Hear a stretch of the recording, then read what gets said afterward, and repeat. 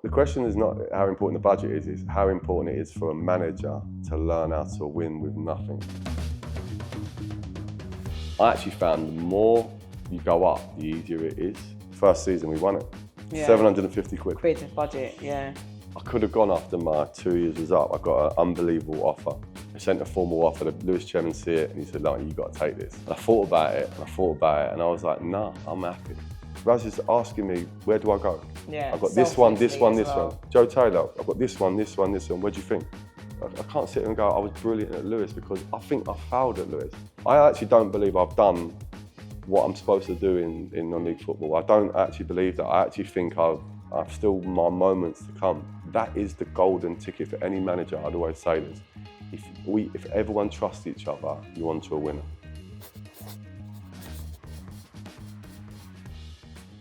Welcome to Sian Marie Presents. I'm here today with Tony Russell, our non-league legend. So I'm going to start with the entry point into football. So tell me how you started in the footballing world. Well, like most people, just playing on the estate. Mm-hmm. You know, it's like when you grow up on the estate, you could be 7 playing against 14-year-olds, and there's no rules, are there? So just enjoying football, playing football every day, just morning, noon and night, getting called in for your tea and, you know, just going to eat. Out. Yeah, and I was the only one, as I say, in my house that actually liked football. So my stepdad and my mum didn't like football, so we couldn't even have it on the TV. So he wasn't even watching football. No, he wasn't allowed to watch it. No, he wasn't allowed. No, because we didn't have much. If I'm being honest with you, so we didn't have a TV in my room and all that. So there was one TV, and that was never going to have football on it. If your singers is on, then no, they just wouldn't be on. Someone would switch it over. Like, you're not going to sit and watch TV. So, okay. I mean, my first memory of football was the 1990 World Cup, and I was so obsessed with it. I used to watch the games out of my window, and I could see the neighbours' TV through their front room. Yeah, because like we was at end of house there, and then the next one was at an angle, so they would be sitting there, so the TV was there, so I could watch. I'd just lean out my window watching their TV. So it's probably about that big, but I could watch it. And then if England scored, I'd hear the roars of everyone around. Blimey. Yeah, so that was my first. And then where was your first team? So, because you went into a pro setup, didn't you? Yeah. What was the first club that you signed Millwall. for? Oh, it was Millwall. So literally up the road from you. It was literally just behind here. They used to train here. Yeah. Just around the back there. And what was your experience like there? Yeah, good. No, good. They really liked me. Really liked me. I was the 6-week holidays. So by the time I think I was about 14, 15, they had me in the summer playing a year up. So there was a guy called Tom Wally, who was the youth team manager, and they had a really good youth team there. I think they got to the final, or might have won the FA Youth Cup. I can't remember, but I trained the whole 6-week holidays with them. Right. And the first team was there, so we were sort of doing some bits with them. And I was like 15. They were really keen for me to sign. But looking back now, I wish I'd have had it done, because they really liked me. Mick McCarthy was the manager then in Millwall, and they really liked me. I've been picked for the district at this stage. Right. And the county, and our district team was crazy good. Yeah. Like crazy good. And our manager, Dave Goodwin, unfortunately, he's passed away now, but he was unbelievable with us. And he basically would help us out, get clubs and that, and I trusted him a lot. Right. So he had a thing with West Ham, so he was like, look, go in at West Ham. I remember the Millwall guy phoned my house, and he spoke to my mum, and that was like, he's making a grave mistake. Like, we really like him. He's got a great chance for us. Like, we're earmarking him for this and that. I remember my mum was like, this is her exact words. It's a bit of leather with air in it. I'll be honest with you, mate. Like, I'll be honest with you, mate. I really don't care. And I remember her saying it on the phone, and I was like, well, that's that. That's my chances gone. Because she just didn't, even now, she'd never watched me play football. None of my family have ever watched me. She couldn't tell me what football was. How is that? How does that make you feel? Or even now being a dad or taking on young players? Do you know what it is? It's weird. At the time, I thought it was the best thing ever. And she wasn't watching you?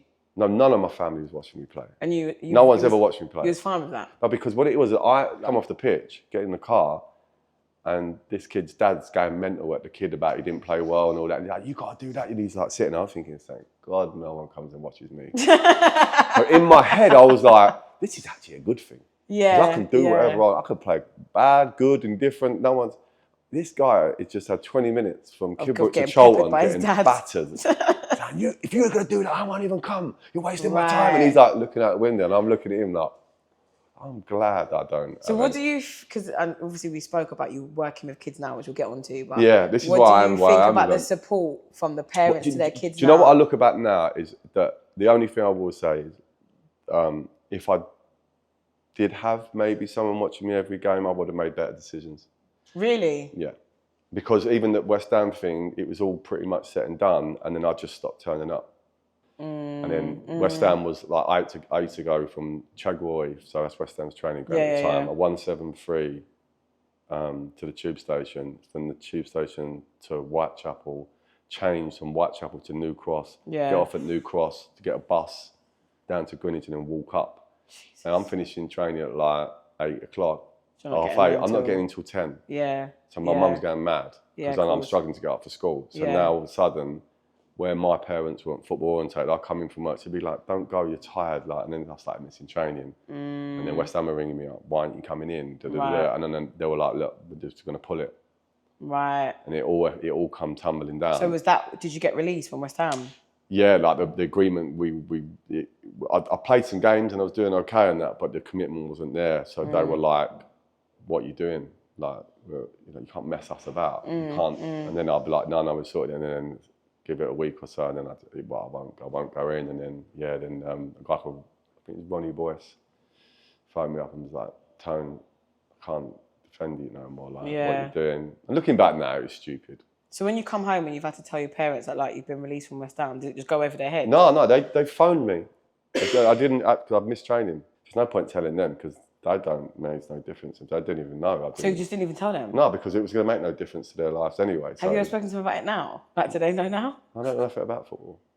No, so even now they don't know that you could have been a pro? Yeah, they would have no idea. Yeah, I mean, if you were a pro though and you were making like pro money, surely they'll take an interest then. Because that TV that let me tell you about my mum. No, let me tell you about my mum, right? This is how my mum works. I bought a brand new Tesla, right? And I drove around my mum's house. And I didn't even have the handbrake on. Like, you push the handbrake. She's out of the car, looking the car up and down as if it's offended her. No, I'm not joking. She was out of her door and she was like, "What is this? Who do you think you are?" So humble beginnings. She ain't gonna care if I was on the TV because she wouldn't even have switched on. She's not even got Sky Sports, so I could have been on there. She would not watch it. It would make no bearing to her if I was. That must ground you a bit, though, surely. Well, it's like anything. If all you know is that, you can't miss anything. When did the coaching start then? When did the coaching start? So I broke my leg. I was playing for Cray Wanderers in the FA Cup, and I broke my leg, and just got a bad break, like a web fracture, which is bad. So it splits, like splinters. Right, okay. A clean break, no, but a splinter's no good. So, and it was just, just someone said to me, look, get your mind off it, help with the rehab and that. But first of all, when I was doing my coaching badges, I phoned up FA. I was like, right, I want to do my coaching badge, what we've got to do. So you've got to do level 1. And then I put my details in, they were like, no, because of the level you played at, you've got to start at level 2. So I was like, okay, I didn't know what that is. Done my level 2, enjoyed it, like ridiculously enjoyed it. I was more than what you expected? Yeah, I had no ambition to be a coach. That was the busy side of people, you know? Like, yeah. And I went there and it was just fascinating. I found myself like being really busy with my folder. Like I was double doing it, like going in mad details for level 2. Like the guy was like, Alan Simonson, I think his name. Yeah. He was like, Tony, this folder's ridiculous. Like you're going into details, really. We're just talking about striking a football. Yeah. Like you're going in like, and then he put a thing on my thing saying he must do his UEFA B. Yeah. So I did it pretty much straight away down at Beckham Academy. Yeah. How old were you then? 30. Okay. Yeah, okay. Maybe 30, 31, 32. And then... So what was the first job? Random again. This is my life. I had some friends down at Thamesmead Town at the time. They were in the Ishmael League and the manager phoned me up and he's like, look, they'll get down the bottom, about to get relegated. So he's like, look, we've got 10 games left. Can you come in and keep us up? Right. And he was like an old friend, a guy called Keith McMahon. And I was like, yeah, all right, I'll come in. I said, but the moment you're up, I'm done. I don't care if there's games left. He said, no, it's fine. So I went in there and we got enough points. And I went on a stag do for one of the old players I used to play football with. Right. Butlins adult weekend. Yeah. And I got put in Butlins adult weekend. And I got put in a room with a guy I didn't really know. And he was the Erith town manager. Right. He just said, look, my assistant's leaving at the end of the season. He's going to China to live in China. Would you fancy coming in? I said, I don't really want to do the managing, but if you give me a license on the coaching and how we play and all that. He's like, yeah. So I'd gone in there, done the pre-season, and then we'd done the first sort of 8 games, and results were okay. The chairman pulled him, and them two started rowing. I didn't know what was going on. And I was sort of like just wandering about, and he come out, he's like, I'm jacked. And I was like, okay. And then I was like, what's happening now? He went where he's pulled all the money, and the money's gone. At the time, the Kent League had said, Step 5, whatever it's called now, had said that you've got to have a stand over covering a certain amount of seats or something, and the Erith Stadium didn't. So he had to put a 15 grand stand on. So so that's why he pulled the budget. He had to pull it out of the wage bill, yeah. Right. So he left, and like a few of the players left. Yeah, and then I went to training on Monday, and he just said, look, can you take the team until we work out what's going on? And then I was like, I don't know. And the players were like, look, Tony, if you're staying, we'll stay for no money. Right. And there was like 3 or 4 had left, but generally, like, I was like, yeah, all right, let's do it. Yeah, yeah. And I just said, look, I said to the chairman, if I'm doing this, I'm doing it my way. Like, I'm going to play a certain way, and I'm fully committed to it. He's like, yeah, do you? Right, okay. And then we just didn't stop winning. We just won 10 games in a row from that point on, and just murdering, like, bopping teams. And we won the Kent Cup with no budget. Crazy. Yeah, we beat like some Hive away in a semi-final.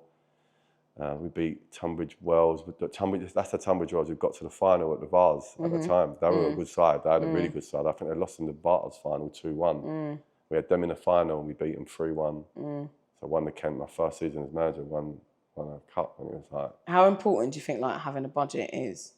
It's not, the question is not how important the budget is how important it is for a manager to learn how to win with nothing. The foundations that gives you. Yeah. And you can do it with nothing. You can deal with anything. If you go in, like, all these managers want to look, I've got to go in a job and I want X amount, it's got to be this budget, what's the point of doing it?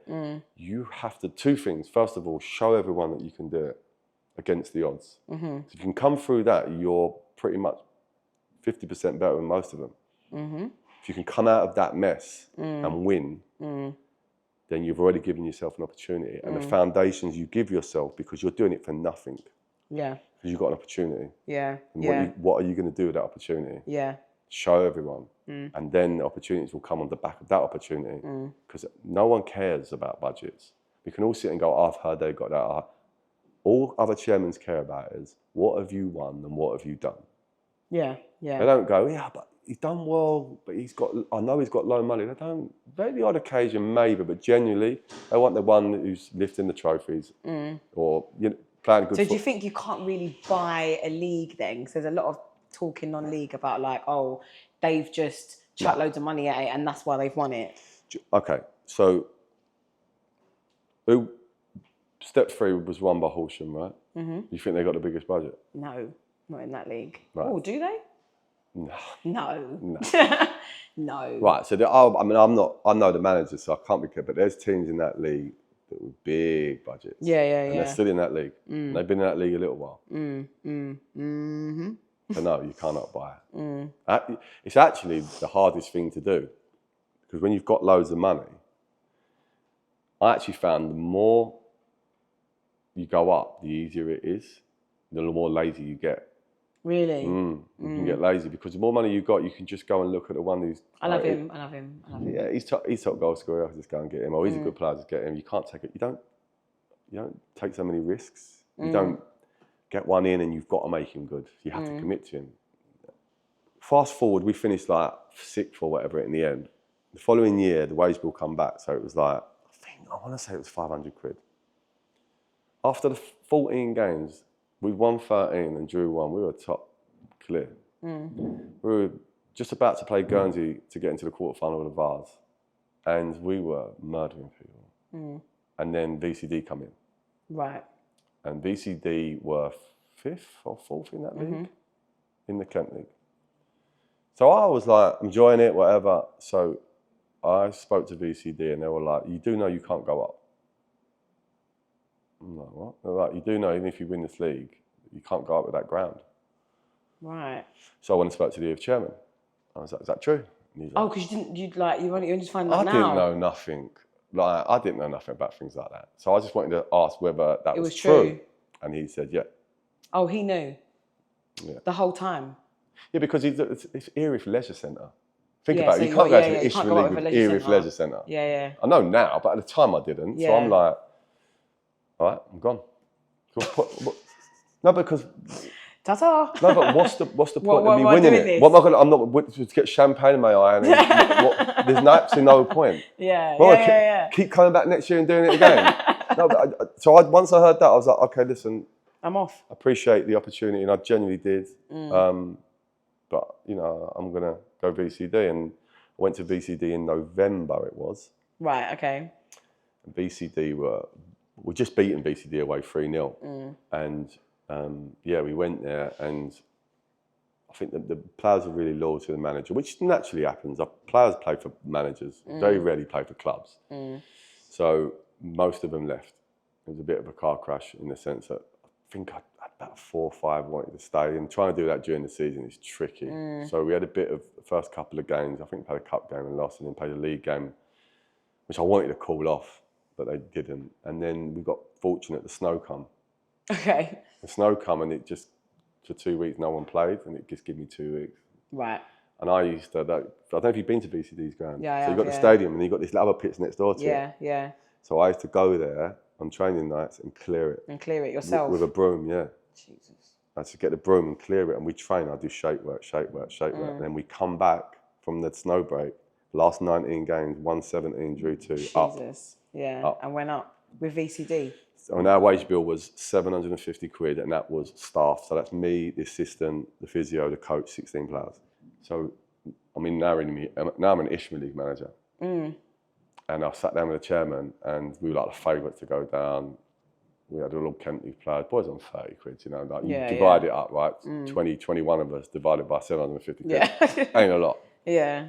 And he said, no, same wage bill. So I was like, okay. And then I was like, no, okay, let's do it. It's just an opportunity, another one. It was an opportunity. Like I've never managed at that level. It was my first time at that level, because I could have gone for an Italy job and they'd have sat there and gone, you've got no experience at this level. Yeah. Didn't they love that one, didn't they? So it was like, well, it's an opportunity, right? So I've created my own opportunity. Yeah. First season, we won it. Damn. We won the league. 750 quid. Quid budget, yeah. I think I was on about 30 quid or something. I actually didn't even pay myself. I used to just try to get an extra player in and whatever. And then, yeah, we won the league. 750 quid, and it was on the last game of the season. Jesus. Yeah. That's like a goosebump. Oh, it was unbelievable. Feeling, yeah. It was unbelievable. Last game of the season, won the league. And then there was a few clubs started coming in for me. But I loved the chairman of VCD. Like still now, like Gary Rump, what a guy. So he just got me. He's like a bit of a Bermondsey boy, like top guy, just straight. Talking, yeah. Just literally, my first day at VCD, gave me this massive bunch of keys and was like, there you go. Crack on, mate. Train when you want, let yourself in, flip the floodlights on. Whatever you need, if you need balls in that, let me know. I trust you. And he used to ring me on a Friday and go, how are we looking, mate? What's the team? What's the game plan? And I tell him how we're going to do it. This is what we're going to do. And he used to love it. Complete trust in you. Well, he used to just sit there and watch it unfold. He knew what we was going to do. So he said, I used to love that. Like, I would sit there and know how we're going to beat them. How did the journey at VCD end then? So the following year, we were in step 3. Now, you're thinking, step 3 now to step 3 then was very different. Yeah, I'm talking Gavin Rose's Dulwich Ambit. At Dulwich, yeah. Jay Saunders' Maidstone. Yeah. Terry Brown's Margate, when they were like virtually full-term crazy. Their league was stacked. Tunbridge Angels, everyone you can think of. Hendon were a really good side then. Gary McCann. It was a crazy good league. And we going there with peanuts. Right, yeah. So I've gone into a massive battle with a water gun. Yeah.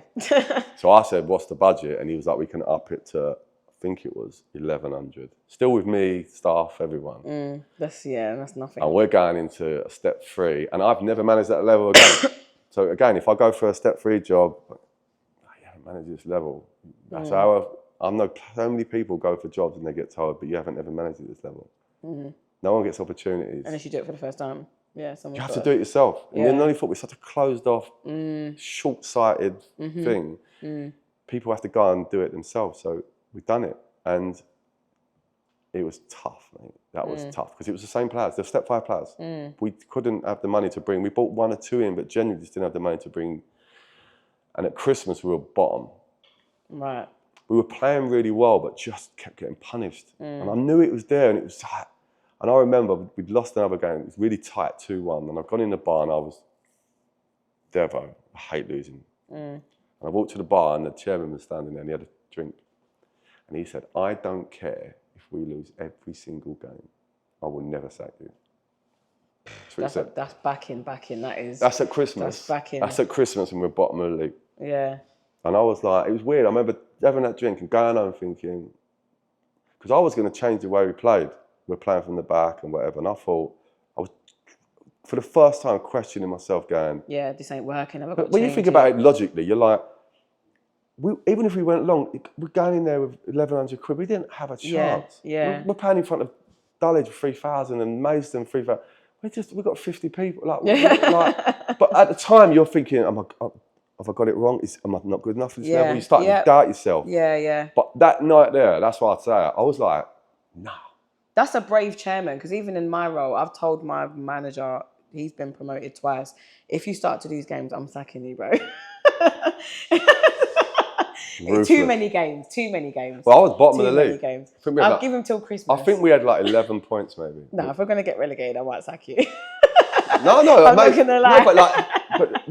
But he was different, probably 95% of other chairmen would have done the same thing. I respect that. And the thing is, when I went away, and I won't swear, but I was just like, screw it. Yeah. I'm doing me. I doubled down. We done more. Where I was trying to force it down, I was like, no. Only Maidstone got more points than us in the second half of the season. Blimey, so it was just like a turning point as of that moment. Do you think that moment was like, now I know that I've got the full back in? Yeah. I'm just going to That changed me because that's the... I remember thinking, he's going to get rid of me soon, man. I can't. Right? And I think I was changing the way I was acting and behaving and maybe touchy with the players or training too hard, sessions were going on too long, I was overdoing it. Because you're worried about your job? Forcing it, I think so. And the moment that he released that from me, and I just went, no, we're doing that. Maybe I might bear that in mind. Maybe I won't sack him if he's losing. But you know what, from that day on, I've never ever feared sacking, failure ever again. Yeah. From that moment, that was a long time, that was like, that was 7-8 years ago. Never failed it because it's going to hold me back. So we finished above Tunbridge Angels. We finished above loads of teams. We finished just under mid-table in the end. Do you think there's like power in that? Because I watched. I don't know if you've seen Coach's Playbook on Netflix. No, I try not to watch things like that. No, it's not. It's I don't want to be probably influenced. not what you think, but it's like 5 standalone episodes of like elite coaches basically and how they think, and one of the episodes is on Serena Williams' coach, right? And he's talking about what you've just said, basically like not being scared to get sacked. Yeah. So you have to go, if you're going to coach like good players basically, or get the buy-in of the person you're coaching. He was talking about like you need to be brave enough, do things how you want to do them and how you think that said player can get success or achieve whatever. In that time, you cannot be scared to get sacked. You need to do it like unapologetically your way. So do you think there's like a level of, I don't know, is there like a powerful feeling like, actually, I'm not scared to get sacked?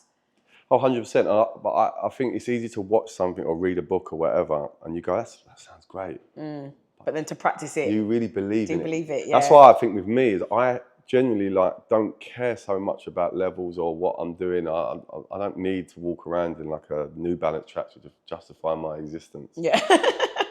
I don't. Like, it doesn't bother me. I see people in Sainsbury's bowling about them, like random geezers, like in the coats and that, and it just cracks me up. For me, I want to experience things. I can't grow unless I don't put myself in situations. Yeah. So it don't bother me whatever the situation. I don't fear anything. So any situation, anything. I've as I say, I've won leagues in the last game of the season. I've been in playoffs. I've relegation won. That was my only time I've ever gone near it. But I dealt with it emotionally, come through it, smashed it. One of the last 6 games, didn't even concede a goal. We went 34 games unbeaten, won 32 of them. Jesus. Won 32. Yeah. This is league. That's hard. This is in the league. Yeah, that's hard to I won do. 3 Ishman League Manager of the Years in my first 3 months of being a manager. And do you know, back then you used to get a free suit. I had a suit. Did you? I had a suit in every colour.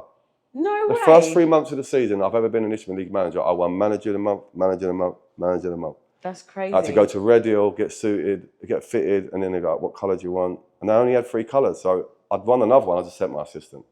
Did you? Yeah. I got a picture of him because he wore white socks. I went with him. Come out with white socks and I was like, what? He's like an electrician. And that was the conversation with the chairman at the end of the season. I was like, I worked it out. I was like, only Mason got more points than us in the second half of the season. What about if I get up next year? You can't go up, Gal. He's already scrambling to get the ground. We're bouncing through league. We've done back-to-back promotions. Yeah, and, he's like, and you're not ready to actually get promoted. They're not ready for National League. They wasn't. So I knew I'd take them as far as I could take them. And then Cray Wanderers coming for me. Right. Oh, so that's the start of the Cray journey. Yeah. So Cray Wanderers. Cray Wanderers coming for me during the season at BCD around Christmas time. They were bottom of step 4. Right. Yep. And they had this big project going on, the Flamingo Park and the stadium, and I was going to be the guy to lead them into it and, you know, buy the long-term strategy and all that. And I met them, and then I just felt I couldn't leave VCD, like the team I loved, like the chairman I loved, in the relegation zone. I said, look, the agreement was let me go back. Let me get them out first. No, and then we had that conversation. I felt that we had to part that, and so we did. And then they done unbelievably well as well. Their end to stay up. They were celebrating. I think they'd won the last 9 games or something to stay up. Right. Done really well. Tommy Warlow had gone in there and done an excellent job. So I dropped down, where I had opportunities to go up, but I played for Cray, and I knew them, and I don't know, I just felt a connection to them. To me, it's a connection thing. Yeah, it was a crazy and interesting one. It was a very traumatic, like a lot of turmoil for all of us, really. For like, just relationships didn't work. It probably just didn't work. It was partly my fault. I have to own that. I went in there. You got to understand at that time, I am like flying. Yeah. I'm in management and I'm running through leagues and I'm just like unapologetic and I'm playing I believe the best football. We scored, like when we won the league in the Ishman League with 750 quid, we scored 120 goals. Yeah, it's crazy. We've got over 100 points. Yeah, with next to no budget. Peanuts. I was say. Yeah. Peanuts. Yeah. So I think I'm indestructible. In my head, I'm like, this is not easy. I think that's the wrong word, but I think I'm onto something. Yeah, like, I'm getting this right. I don't know this league, and I'm like, okay, I struggled a bit, and then I come like a train. I'm like, right, I think I've got this one now. And so to go back, I think they were in the south, and I went down, and then I basically turned up, and this is where I went wrong, and this is where I look back, and if I had my time again, I probably would have changed that. I moaned at them for the first probably 3 months I was there. Right. Yeah. About everything. Everything. Okay. Because the training facility was horrendous. The timings, like 9 till 10. Oh, wasn't you moaned at the club? Yeah. Oh, right. So they had, at the time, they had 3, 4 owners. And I'm just going back to them. Because I'd say not driven me mad, but I'd said no. And then I turned it down. And then a couple of days later, I turned up at my house. Right. Knocked on my door, come in my house. And then we're like, so they're really, and I went to one of their houses and then we sat there for 3 hours. Blimey. Yeah. So they'd worked so hard to get me in. Yeah. And then when I'd come in, I remember like the guy Martin, he took me to a lockup of all their stuff and he pulled out his bag of balls and it was like my dog had just been chewing them. Like, the equipment was not good. The Yeah. training facility was like 9 till 10, and it was like awful time. really narrow 3G, so you couldn't do no shape work. And then Right. I'm like, this ain't good enough. That ain't good enough. That ain't good. And looking back, it was probably too much. It was too much because looking for their perspective, they were just trying to fight to get this ground. So they really were distracted with that. And they didn't need me ringing up every 5 minutes going, this ain't good enough. That ain't good enough. Because they can't solve all the problems at once. Nah, and I was in a hurry. Right. I wanted it to happen. I want us to win the league next year. Yeah. I want to get going. I don't want to go back to step 4 for very long. I took a time out. I want to go in. I'm like fully driven on winning the league, and they're sort of like got a manager in to do that, and kind of they do their stuff. I do, and I'm like, this ain't good enough. That ain't good enough. That ain't good enough. Just relationships started breaking down a little bit, and I think it was hard to ever get them back. Yeah. Because I was the guy that was always moaning at them. And it's just, I remember like the first season I got there, bearing in mind, the same wage bill as what they had before. And that first year, they survived. They were celebrating, staying up. And we lost in the playoffs. I think we finished 3rd. I think we lost in the playoffs to Harlow. And I was devo. I was distraught. And I remember going for a meal after, and we had like a debrief. And the chairman said, well, you haven't pulled up trees. And I was fuming. Because, it's your season's work, right? And although I was disappointed myself, because I think I still should have done it, you don't need to hear that. Yeah. And it's funny, because when we did win the league, I nearly done it. And I said to Bunch, I've got to get some T-shirts printed, with like me pulling up a tree. And I was so close to doing it. So, you wouldn't believe how close I was to doing it. Just my picture, like roots coming out. And then putting Sank on the back, but I ain't going to say what I was going to say on the back, but then I thought it was just that love, hate. But I've done some good work at Cray, because I went there, they just had a grand share agreement with Bromley and a wage bill. And I said, you need a youth section. I want to produce players. I've done that at BCD. I like producing, I like developing players. I've always loved doing that.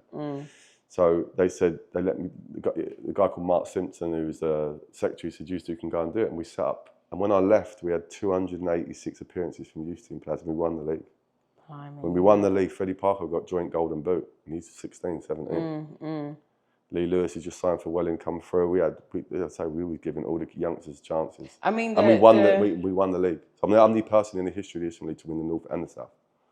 Really? No one's ever done it now. That's a big accolade to have, I would say. That's only when I collected the award, they said it on the speech. You're the only one on the to have done both. Yeah, they said that the first person to win the North and the South. So what would you say was like your favourite club to work at? Erith Town was the biggest learning curve, because I used to put the goals out, and I washed the kit. Bloody hell. And I put the dugouts out. I used to get there 4 hours before kickoff. Jesus. My missus washed the kit. We've got 3 kids under 5. Do you know how much people I hear missus washes their kit? I feel sorry for these wives. No, because I'd done that because the only money the chairman was paying out was £80 for the kit to be washed. So I said, I'll do it. Right. Give me the 80 quid. And what I'd done is, when players are going away from home and everyone bundles in someone's car, I divided the money up so they could have money for their petrol. Oh, I see. So I washed the kit for nothing to give them money. Give it to them. Yeah. Yeah, fair enough. Yeah. So that was the best learning curve, like best YTS, so as you say, to like earn my stripes. Because I used to put, like the supermarket, there's like a plank of wood with like 4 wheels. Yeah. I had to jack them up, push it around the back of the pavilion. Bloody both of them. Put the corner flags out, put the kit out. The benches, I had to lift them up, put them on a wheel. So I had to be there 3 hours before. I'd done that just for an opportunity. Now that you've done that, and you've experienced the graft, do you ever look at like other managers that want the carpet rolled out to them and think you're taking a piece? Well, they got no longevity in the game, because when they hit hard times and things don't work, they got nothing to fall back on. With the same, like rumours are flying that you're quite good at talent ID and like recognising players. I mean, there's one side that like I kind of want to know, like, did you go and do like the level 1 talent ID, the level 2 talent ID, or are you just good at scouting players? No, I have never done anything like that. Right. I genuinely don't like doing things like I try not to watch too. I don't really watch football, professional football. Okay. No, I'll go and watch what I'm going to try to beat. Okay. So I need to understand that's no point me sitting there watching our Man City play because I ain't playing, You're not playing Man Man City. City. I'm playing whoever it may be. So Yeah. I'll watch them and work them out. And in terms of players, it's seeing something in someone, what I call it a superpower. So let's take the latest ones in terms of at my last club. So Lewes, so I take the front three. So you're talking about Ollie Tanner, Joe Taylor, Raz Coleman, de Graaf. That's like looking at that front three is insane. Yeah, it was, but no, because a lot of people said, how can you have that front three for one season and not win the league? Ollie Tanner wasn't the Ollie Tanner you know now. He had to be developed. Raz Coleman de Graaf was not the Raz Coleman de Graaf that first season. He actually didn't play great. Like, he was playing a bit, but it was the second season when he got it with the coaching. And Joe Taylor is Joe Taylor. By then he was Joe Taylor. Yeah. But all three of them, it's about their mindset and it's about finding out what they need and what they are and where they are. And then the coaching on top of like the tweaks. So Ollie Tanner, for instance, like Ollie Tanner he's a big winger. I don't know if you've ever seen him play. He's like 6'1". He's sharp off the mark, but he's not rapid. But what he is, once he gets up to 3/4 speed, he's unstoppable. Genuinely unstoppable. I've never seen anything like it. He's like once he gets to that point of like, it's like a car sort of thing, like 600 revs. Yeah. You ain't stopping him. Right. Because he's genuinely 230, so he would just dart inside and dart outside. So all I worked on him is getting up to speed as quickly as possible. And then the slight angle of don't let a fullback line you up, square him up. So if he's standing there, go directly at him. And the moment he plants both feet, that's what we used to do in training, plants both feet, take him whatever way you want. The little bit of detail. And I backed him, and like all the boys would say, I used to say, look, just give him the ball. Just give him the ball. And Raz is an interesting one because Raz was a left wing back, two in the Mitcham. And he come in and then we put him on the left side and he done all right. He done okay. But I had the idea I wanted to play him onto the right and Raz didn't want to do it. Right. Raz was like, I can't play on the right. I've always played on the left. And I just said, you're going to have to just trust me. Just trust me. So for Raz, I needed to show him. So we used to do repetition drills. Okay. Over and over again. Like, picture it like him on the right, cone. So he would go into the cone, check out, and it would open that angle with the goal there. And he would just strike. And come back, strike. Come back, strike. He'd do probably 15, 20 of them. And then we was talking, he used to try to blast everything. And he'd always lose. I've definitely seen Raz. He'd lose his shape. He'd always drag it there. So I got him doing that one. You know, you open your body and so we just used to do repetition. And I used to put markers for him to hit. So like 2 poles inside the post and he had to hit him. Hit him. And we used to always go back to that drill when he wasn't playing well. Right. Because he'd feel sorry for himself and he'd beat himself up. And I used to encourage him to be a maverick. That's what I would say to him, be a maverick. In the dressing room in front of everyone, like, you're not like everyone else. I don't want that from you. Everyone brings their own thing to the game, but you're that one who just flows. Let it flow. If it's on, take it on. If it's not, pass it, but don't think about it. Just do. Be a maverick. Think outside the box. Light this place up. They've all come to see you. Light up. Because the fans loved him at Lewes. They loved him. I loved seeing Raz and Ollie flowing. When they had their towels up and they weren't thinking about anything. They couldn't foul. When I used to remove the fear of fouling for them and just let them flow. And then it's about them. It's nothing to do with me. I haven't taught them that. That is their ability, but in that freedom of just to do it. But don't do a safety shot. Don't pass it, like commit to it. Yeah. I'd rather it go 100 yards over the bar. At least I know you're fully committed to it. Or if you're going to run at someone, go at with intent. And if he tackles you, that's fine. I'm going to get you the ball. We're going to work it. We're going to get the ball out to you. Go again. Get it. And I should say that they've only got to get it wrong once, and you're in. Yeah. So they could tackle you. They could beat 1v1. They could tackle you 5 times. You rip them once, square it, and we score. Everyone's jumping on you. Okay, how did the Lewes story end? You were just before Pitts and that came in, right? Yeah. Right. Okay. Yeah. It ended in Italy in a European final. In Italy? Yeah. Right. I wasn't expecting that. Okay. Yeah, that's it. It ended in Italy in a European 3rd and 4th playoff game against Enfield Town when we won 1-0. That was how it ended. Why? We was in we got invited into a European competition called the Phoenix Cup. Okay. So it's like fan-owned teams across Europe. Right. It's UEFA backed. You have to get Okay. invited in. And so we had to play in that. So we had group stages. We played Oslo away and at home. Okay. And then we played Brevin. They've been in the Champions League apparently, but they're like Belgium. So we had to go to Antwerp and they come over to us. So you play the group stages and the team top of the group goes through to the finals. Right. So we won the group without losing a game. Okay. And then you go to the finals, which is in Italy, which is the end of the season. So we had to go to Lake Garda for a week. I mean, this sounds like a great experience. I don't know how do things end there? I actually left because of I'd initially gone there on a 2-year deal, and we had a really good first year. We'd gone there like before, so prior to me get there, I think they finished like 17th, 16th, somewhere like that, averaging like 350. We went there, we changed the whole team.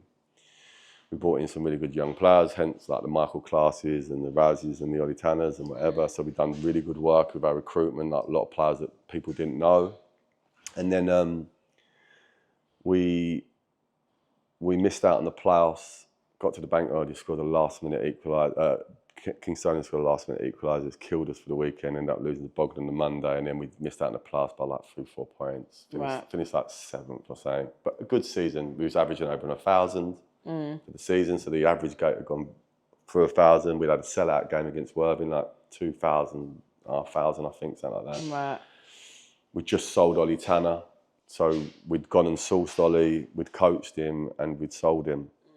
And I think it was like, and I sold him for him. So basically, like for their perspective, they just had to give him the kit. So we found the boy, coached him, and I'd done negotiations to sell him. So initially, we agreed a deal with Spurs, and he didn't want to go. And he didn't want to go. So we agreed the deal, and then he had a chat with him and come back and said, look, I'd rather not. He wanted to go to a club, but he could get a better opportunity to play the first team. Okay. So he went to Cardiff. So we got to the end of the season, and I spoke to the club. I was like, look, what's the plan for next year? They're like, so they're going to get back to me on the wage bill.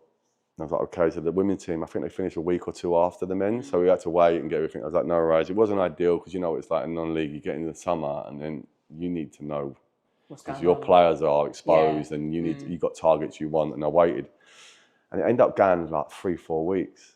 It killed us, and I kept chasing it. And then there was it'd been a couple of days, and then it was like, and then it come back, and it was like, we're cutting the wage bill. It wasn't brutal cut, but it was do you know what shocked me is like I've gone to a club. They'd lifted their average attendance from 350 over to 1,000. So that's a lot of money. When you think about that, say the average spends like £15, £20 and you're putting like an extra £650 on the gate. Yeah, of course, yeah. That's a lot, that's right? Double and some. That's a lot, right? And then you've sold a player for their record ever. They've never sold a player for that amount. So you put 50 grand, then you're 25 grand under the budget as well. Yeah. And you've got another 10k coming in, and you've got another 7. But then your last thing in your head, like when you're sitting down, you're thinking there's going to be a reduction. The wage, the figure was irrelevant. It wasn't the fact of the money. Like I say, I've worked with a lot less. It wasn't about that. It was that it threw me. So I'm like, what? I thought like that as an impact of a football club in terms of like probably not silverware what I'd normally done, but in terms of finances, I think I'd really helped it. Like you tipped 50 grand from him, 75 grand from the wage bill. The average attendance is up. Okay. And so. And I think that it never really, every year would be the same. Right, okay. So every year, it's an unbelievable football club though. Like it is the most, the people down there are amazing. There's the view, right? You come out of the car park and you can look down on it. I used to love that view. Every time it was like seeing it the first time, every time. Loved my time. Like I really, really enjoyed it. Probably one of my favourite clubs, people. Great fan base, like very knowledgeable, lovely people. But it was like every year was the same. You get to the end of the season, you'd wait ages, it would be less. You get to the end of the season, wait ages, and then I could have gone after my 2 years was up. I got an unbelievable offer to go financially, like crazy money. They sent a formal offer. The Lewes chairman see it, and he said, "Like, you got to take this." Take it, yeah. And I thought about it, and I was like, "Nah, I'm happy." Like, I actually really enjoy it there. Like, I really enjoy the pitch. I like what they stand for. I was like, "No, I'm staying." And the moment I did that, looking back, I wish I'd have gone then. Not for the money, for the money, but the fact that when I come back, they got a funny way of doing it, Lewis. You have to be like a director. You've got a sort of, I can only do a 4-year period, and then you go. And all the people that I got close with, the directors and that, it was like they'd all gone. Right. And the new ones coming, I didn't know, and they didn't really that interested in the men's team, so they wouldn't. So there was just one director, and he doubled up as the secretary. Right, I see. Okay. And then everything just started to the support. There was nothing there. Yeah. You know, and I remember we played Margate away, and it was like, do you know one of them days where it's like Hurricane Trudy's coming? Yeah, you know one of them mad days you have it, right? Yeah. Margate away, it's quite an open ground anyway, and it was 50 mile an hour winds with heavy rain, and the secretary couldn't get there. He was also the director, John Peel, because of the trains. He didn't drive, so the trains were all screwed. So he couldn't. They had no way of getting there. No fault of him. So we went there, but they also hadn't sorted us out no jumpers yet. Oh Jesus! but the previous, about 2 weeks earlier, they'd come out on the pitch, got all like the old gear out because they were getting soaked, and we still ain't sorted it out. And we had a Nike deal, and I couldn't get my head around it. And I kept saying to him, like, Why don't we have jumpers? We're sponsored by Nike. Like, how can we not get jumpers for them to warm up in? Yeah. And the Margate one, it was hammering down with rain, and it was soaked. And Nathan, that was doing the warm up, and my son was doing the team sheet. No one from the club was there. And I walked in just before kick-off, and the players were sitting there with towels around them, shivering. Jesus. That's just before the game. Yeah. And my son's trying to work out how to do the team sheet, and I just thought, nah, I'm done. So I phoned the chairman after that game. So I'm leaving. And that was probably before Christmas. That was probably November, maybe. I just said, no, I'm done. Yeah, yeah. Not like I said, I love it there, but I just felt if everyone else is half giving up on it, then so am I. Then. Yeah, yeah. And I wasn't going to leave the players halfway through the season because they committed to me. Yeah, yeah. But yeah, I'd made that decision then, so they knew from then. But yeah. So like, have you closed the door on non-league, or is it like I would go back, but it's just got to make sense and the fit has to be right and everything has to be right? I want to feel like I'm part of something. I want to go to a club that want to develop young players as well as win things. I think that's one of my skill sets is that I develop players, and I love coaching. I love coaching, and I love managing and all that, but coaching and developing people, not just young players, but players that maybe have lost their way. And I've got so many stories of players that, you know, even Ryan Gondo, right? So I always do my research on everyone before I sign them. I phoned everyone, and it was 50-50. Some said, other managers would go, don't touch him, he's a nightmare. He's this, he's that, he's that. Others go, yeah, no, he's all right, he's got to be. And people like him are why I want to be in football, because he is the most unbelievable person I've ever met in my life. If you ask me who my favourite player is, it's him. It'll be Gondo. But I allowed him to be himself, and I encourage him to have his personality in our dressing room. Make no apology. Don't try to be something you're not. I think if you try to restrict Gondo and you make him, that's when the problems will start. He will react and behave badly. Yeah. When he can just be himself, he's the most caring, funniest. I've never seen a dressing room love one person more than anyone. That guy, you put Harry ain't on camera. He is the most entertaining guy I've ever met in my life. Love him. I think he's an unbelievable person, great player as well. And people like, there's so many players like him who get judged or misunderstood. And you cannot treat them all like that. You can't treat player like that. You know, if they're different, that's fine. You know, I understood his differences, and he spoke to me about them, and I embraced him. And I was like, listen, if I'm coaching sometimes, and it's a bit slow and patting the player, he could be sitting on an advertising board or looking at something up at the sky. I understand that though. Yeah. So no one would say nothing to him because that's where he's at. Yeah, yeah. But I know when I'm coaching, I'm on him, he won't ever let me down. And we had that buy-in with each other. Like, he would give me everything he's got, and I'd give him everything I've got. Yeah. He got injured playing for me, and he wasn't on contract. And we were doing all right at the time, just before Christmas. And he tore his adductor. He went up for training, it's ripped, and he was going to be out for 2-3 months. And I went to the club and said, we've got to pay him. And he was our top earner. And I knew there would be no other money to replace him. And I knew it was going to cost us. But you have a decision to make. That's when you find out about yourself. Because it was like, do I just don't pay this guy who now can't work, but free that money up to go and sign for someone, get someone else in? Which most managers would do. Because Dion Moore's another boy who come for us, didn't get a game at Dulwich, couldn't get in, went to Cole Short and didn't work out. Spoke to me, really deep kid, had a real big conversation with him. 6 months later, he got a move to League Two. I speak to him all the time, like I speak to Gonda, like I speak to Raz, like I speak to JT, and there's many of them. And I help them their moves. So Raz goes to Worthing, I done that deal. Raz is asking me, where do I go? I've got this one, this one, this one. Joe Taylor, I've got this one, this one, this one. What do you think? This one's the one for you, mate, because of X, Y, and we talk about it. They trust me because I've never screwed them over, and I won't.